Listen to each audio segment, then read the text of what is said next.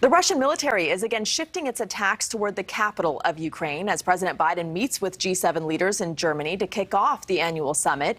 Today, Russian troops launched deadly attacks toward Kyiv and in the eastern region of the country. Airstrikes throughout the city, destroying buildings and leaving a large crater in the ground near a kindergarten, also injuring civilians, including a 7-year-old girl. Kieran McQuillan is reporting for NewsNation in Lviv with details on the destruction in Kyiv.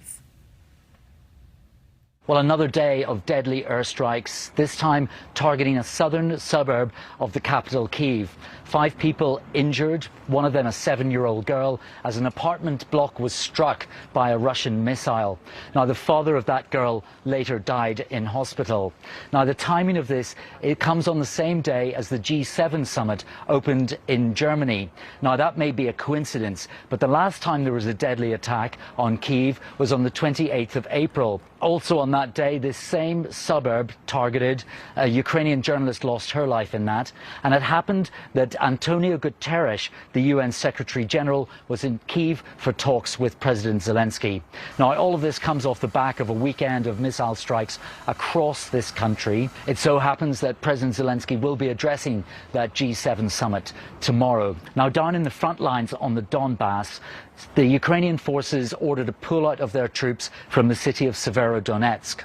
And it seems that some of those forces are now occupying a twin city just across the river, Lysychansk. Now, the question tonight is whether or not this will become the new defensive hub for Ukrainian forces as they continue to hold on to that small chunk of Luhansk province from the Russians. There's no doubt that this city is under a lot of pressure.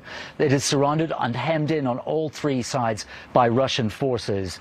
And some of those elite forces, it seems tonight, have come over from Severodonetsk to try and shore up the position of the city of Lysychansk. But the big question is whether or not this city will be able to withstand and withhold the Russian bombardment over the next couple of days, and whether this will lead to a continuing Russian advance into the areas of Donetsk held by the Ukrainians.